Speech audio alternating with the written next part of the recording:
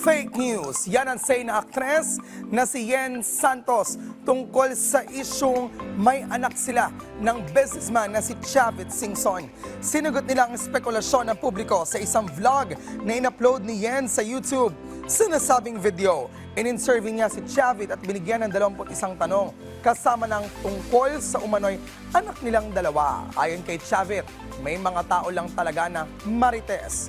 Dagdag pa ni Yen, nasa isang dekada na raw silang magkakilala dahil lang hindi alam ng publiko, malapit na kaibigan ng mga magulang niya, si Chavit.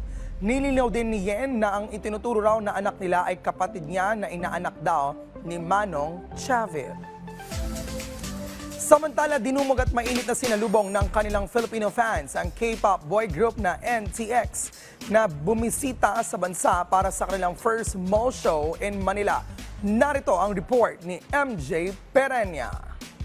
Alright guys, 2, 3, Little Trends, Mabuhay, we are NTX!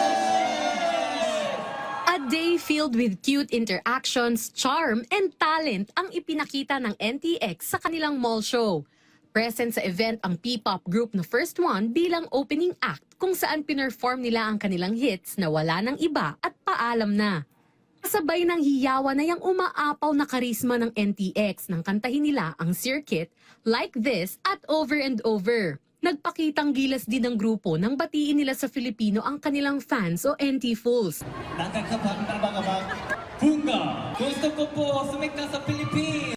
Dito ay binahagi rin ng NTX ang mga Filipino food na kanilang natikman tulad ng Lechon Restaurant.